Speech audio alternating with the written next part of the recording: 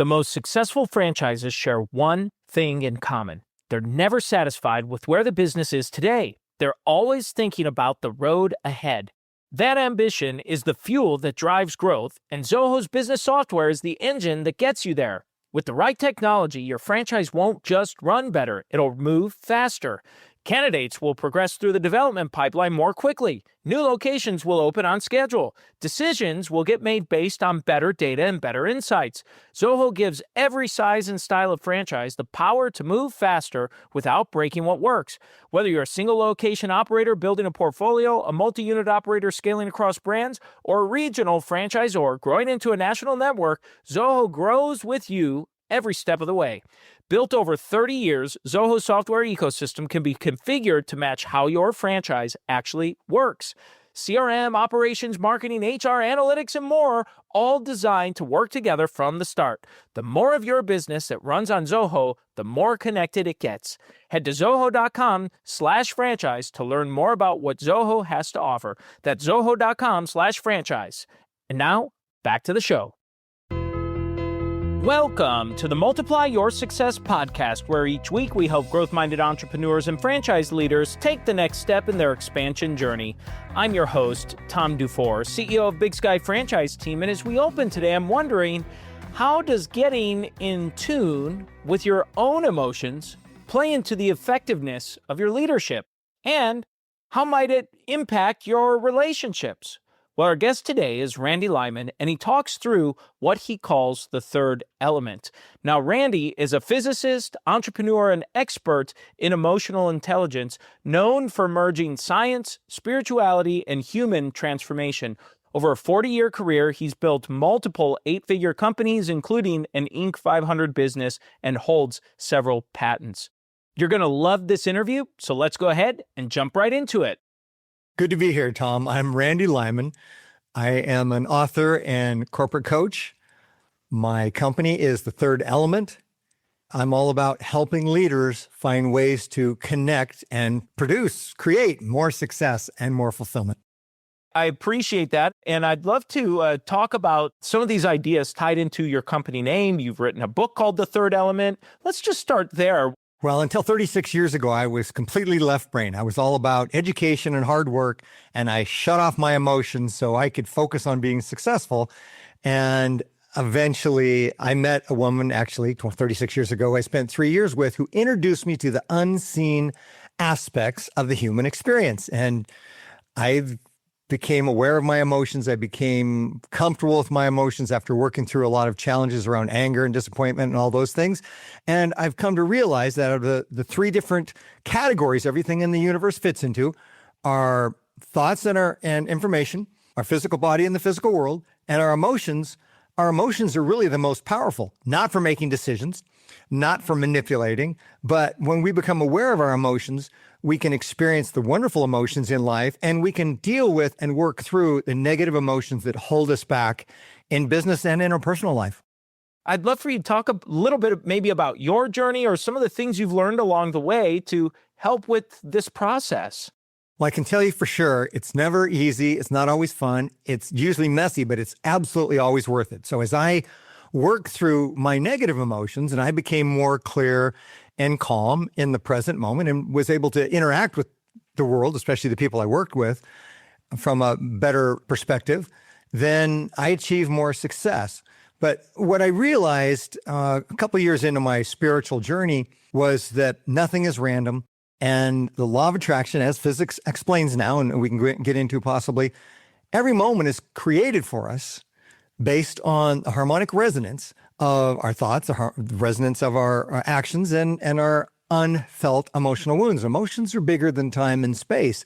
So if I have an emotion from the past I have not healed, I have that energy stored within my being. First law of thermodynamics, energy is neither created nor destroyed, but it was created in my body as the response to a story my mind made up about a situation in the past. And if I didn't feel that emotional energy completely at the time, then that stays stored within me. And God, Spirit, the universe, whatever you want to call it, that creates our reality for us says, oh, I love you and I want you to feel better. So I'm going to remind you of this pain by bringing an irritation into your present day life.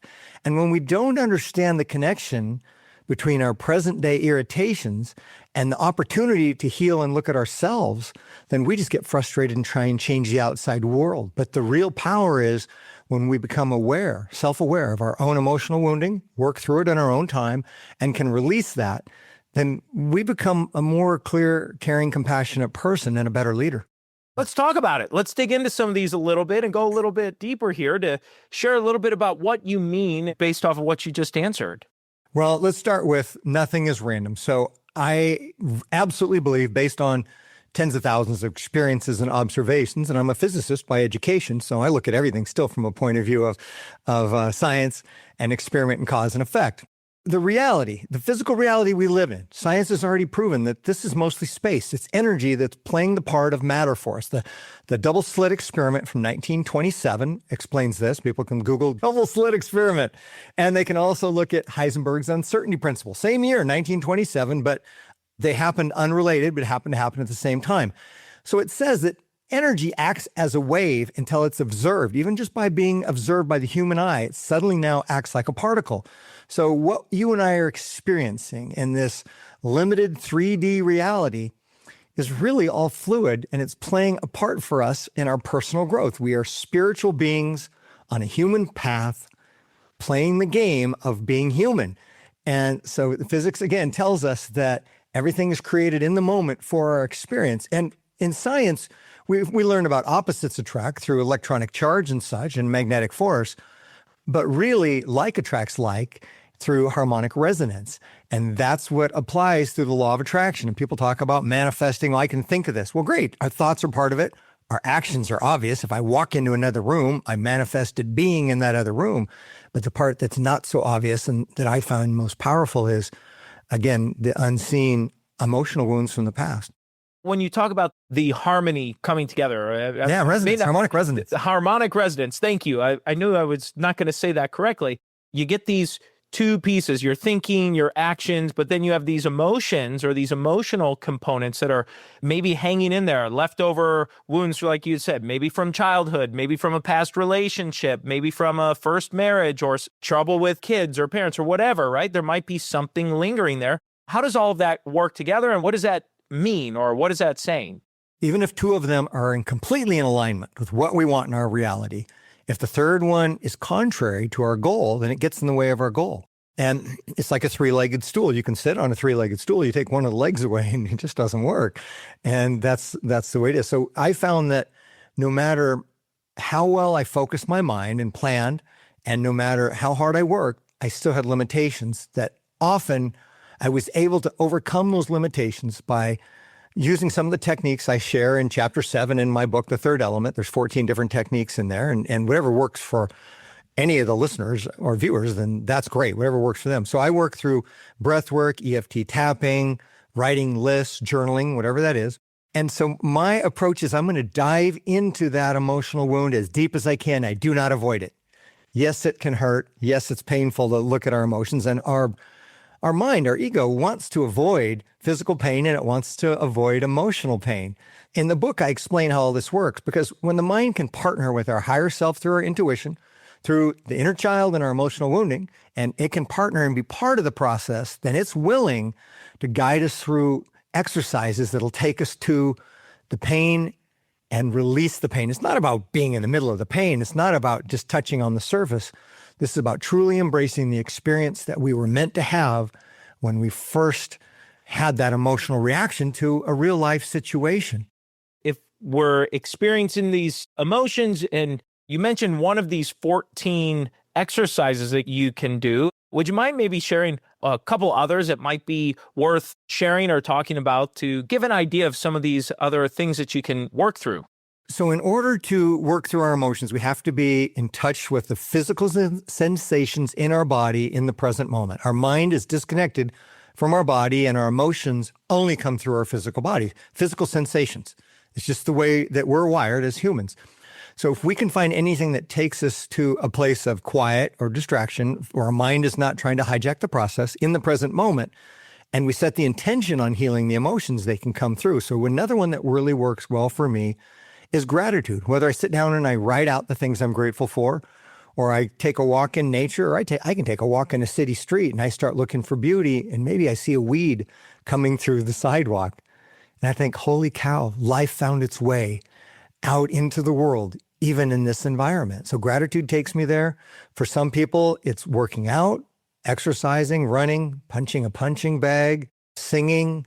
For me, sad music also works because it takes me into the present moment. So there's a lot of different ways that we can help ourselves get into the present moment, where our mind is part of the process, but our mind is involved in a way where it guides us instead of hijacking the process. And as long as the thinking mind knows that it's involved in the process, then it knows it can stop the process if the feelings become too dangerous. But if we try and do something and the mind isn't sure where we're going, it'll stop the process. So present moment awareness is what it really comes down to. The first thing is there's many layers. It's like an onion, and there's several onions. So we're working through a lot of things one at a time. But when I've worked through my issues, then my thoughts are more clear and my thoughts are more effective. My health is better and my actions that I take are more effective. But the way the effectiveness really changes is through relationships. So the people I work with, I'm attracting the right people. The people I'm working with are more cooperative. And I explained a couple situations in the book where I had challenges in business negotiations and such, where I couldn't get through it by my mental approach and by taking action. And when I worked through the related emotions that were coming up and blocking me from the results, then sometimes a situation I've been working on for weeks or even months suddenly resolved itself. So again, the emotional clarity adds to or enhances the effectiveness of our thoughts, our communications, and our actions. How does this help with teams that you might work with? You know, we have a lot of leaders that tune in here, right? So how is this going to help them manage or work with their staff or even make better decisions for their company? I love that. So first of all, on the staff, I'm glad you asked this question. It's a great question. When I walk into a room, whether it's a board meeting or I'm talking to my leadership team or I'm talking to team members on the floor, they feel me before they hear me. We're humans. We all have senses. And if I have tension or worry, then people sense that. And if I'm closed and guarded on any level, then people become closed and guarded. Then they're not open and they're not listening. They're just protecting themselves. So as I found more clarity, I was able to show up being more vulnerable. And I find power in being vulnerable because now I can connect with people. I can admit my mistakes. I can ask for help. And when I first tried to do that, I thought, well, I'm going to try this, but what if people lose respect for me? And in all reality, they look at me and say, wow, this person is so strong and confident. They're willing to be vulnerable. And they actually respect us more when we show up from a place of caring instead of ego. And that really helped in my communications in my team. And when my team felt more safe and they knew and they felt that I was there to support them, they supported me, they supported the company, and we found a lot more success. I'm curious to what degree this goes. So you think of a leader that might be tuning in and thinking, okay, well, this sounds all well and good, but does my staff or team really need to see every little emotion that I'm feeling? Do they need to know all the inner details? When do you go too far, down this pathway? Okay, so that's another great question. So they don't need to know.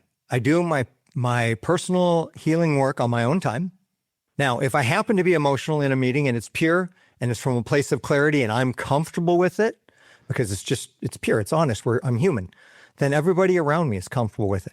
I don't use it to manipulate, but if I'm having an emotional conversation in a presentation, I did a presentation to Big Brothers Big Sisters of Miami last week, and I was emotional at the end of it. I wasn't breaking down in tears, but I was emotional. And because I was comfortable with that, the audience was comfortable with that. So it becomes, again, I've worked through my issues on my own time. I show up as a professional, communicating and acting as a professional. But if I happen to have an emotion come up that's appropriate in the way of, it's not anger, it's not resentment, it's not betrayal, but I have an emotion of connection with people. If I have an emotion around the connection with people, then I feel that emotion and it enhances the connection that I have. So it's a matter of compartmentalizing and being willing to take the time outside of work to work through those issues. Randy, this makes me think, okay, I've been working on myself. I buy your book, I go through things, maybe even I hire you to coach me a little bit, right? And I go through this and I find that improvement's happening. but I still have a team of people I lead that probably has their own issues they're sorting through. So how can I, as a leader, start helping my staff or team, or I work with companies and help them franchise. Now they have franchisees in their network. Now they're leading leaders in going through this. As a leader, how can I start to support my own team with these ideas? First, we can't expect anybody else to change, but we can be aware when somebody else irritates us or we're not getting the results we want and we have some sort of a reaction that bothers us, then we get the chance to look at ourselves. And when we become clear within ourselves, the universe that's creating our reality for us at a nuclear level, step by step, no longer obligated to remind us of those emotional wounds, those irritations within us. So now I don't need the outside irritations. And I talk about a huge epiphany I had. I talk about this in the book. Then the people don't have to play that part. So the people either change, and you say, how's that possible? Well, I've seen it happen so many times in my life. I could tell a lot of stories, and we won't go into that today. But the people around me change when I change internally. And then also, if they don't fit in my team anymore, they don't fit it in my story, they leave. They find a way, whether it's in days or within a few weeks. If they no longer resonate with my old emotional wounding, with my old mental patterns, with my old negativity, they don't fit in my reality anymore. And the law of attraction, like attracts like, says, nope, this person doesn't fit. They're going to find their way out on their own, typically. And people say, that's not real. That's magic. That doesn't happen. Oh, God, yes, it happens. Absolutely, it happens. So when we find clarity, those who no longer resonate with us find their way out. And this is the best part. Then the right people for who we are becoming show up to replace the people who match who we used to be. Wow, very, very interesting. Well, I don't know if this is the exact same idea of what you're describing. It sounds similar, though. It reminds me several years ago, we went through in our own company's organization and really dug deep to figure out what do we stand for as a company? What's really important to us? And so we built out 3 company values or pillars. And we said, these really are at the core of who we are, what we want to be known for, and what's really important. We looked at how are we actually behaving, right? What are the things that are actually important to us? This was almost a full year's worth of thinking and reviewing and going through. And to your point of what you said, we got that up and looked at it and said, yes, this is us. And exactly what you said happened. The right people started coming on board. The folks that it wasn't necessarily congruent with, they kind of ended up going another direction. It didn't happen overnight, but it was a journey to get there. So I don't know if that's the same thing, but as you're describing that, it's exactly what makes me think about.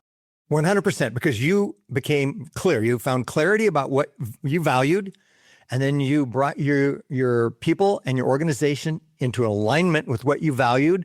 And those people who did not have the same value, they left. Now, another thing that franchisees, it's good for them to know is, as we build our businesses and the business grows, not everybody within our business grows.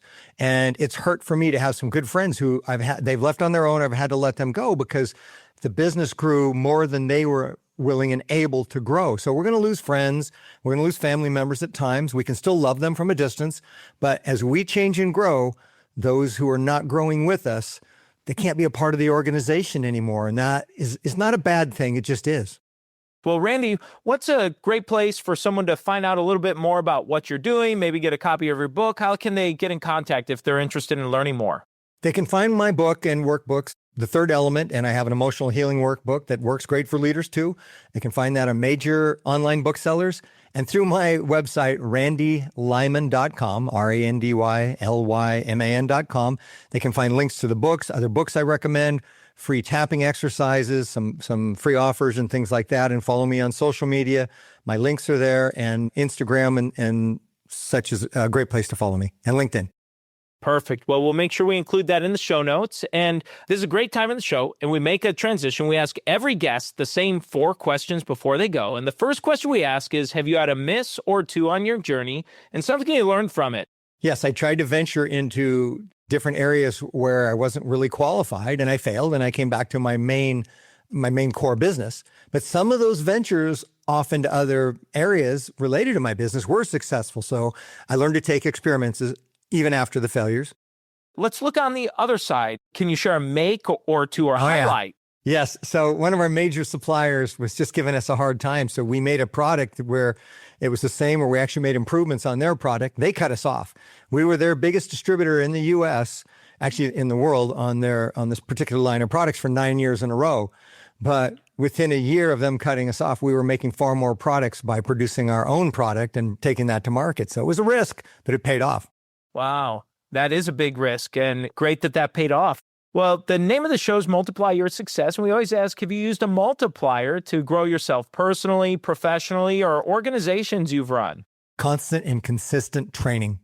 Always working on training people on improving. We approach it from a place of, hey, you're doing great, but we can do better. And by helping everyone within our organization share knowledge between themselves, that's multiplied our power. And the final question we ask every guest is, what does success mean to you? Well, the financial part is always wonderful, but it's great when we also have personal fulfillment by helping train new leaders, by helping people find their power and their purpose, and seeing them take what they learn at work, they take it home, and it helps their family, it helps their community, and that's really fulfilling. And Randy, as we bring this to a close, is there anything you were hoping to share or get across that you haven't had a chance to yet? Yes, we don't have to do everything perfectly. Now, if we're making airplanes or medical equipment, it needs to be perfect. But in leadership and in life, we're going to make mistakes. And I've learned that that's the best way to learn is take the risk, make the mistake, course correct, and don't be too hard on yourself. Randy, thank you so much for a fantastic interview. And let's go ahead and jump into today's 3 key takeaways. So takeaway number 1 is when he talked about the third element, and he described what it is. And he said it's the unseen aspects of the human experience or human experiences. And he said there are 3 categories of experiencing life. It's your thoughts, the physical world, and emotions. Takeaway number 2 is when he talked about the real power of these ideas is becoming self-aware and self-awareness, getting to the heart of that. Takeaway number 3 is when I asked him, how can we help our staff or our franchisees with these kinds of ideas? And he said, the most important thing is to recognize that you cannot expect anyone else to change. And when we become clear to ourselves, we can move forward. I thought that was a really interesting perspective. And now it's time for today's win-win. So today's win-win is when Randy was talking about getting into harmonic resonance with the 3 categories of experiencing the world described with your thoughts, physical world, and emotions. And he said, once you do that with getting those 3 in this harmonic resonance, if I'm explaining it correctly, and I understood from his interview, this is what helps you improve your relationships with other people. And I thought that was a great takeaway. It's a win-win because it's going to help you. It's going to help them. It's a great way to strengthen those human connections and relationships. And so that's the episode today, folks. Please make sure you subscribe to the podcast and give us a review. And remember, if you or anyone you know might be ready to franchise their business or take their franchise company to the next level, please connect with us at BigSkyFranchiseTeam.com, where you can schedule your free, no obligation consultation. Thanks for tuning in, and we look forward to having you back next week.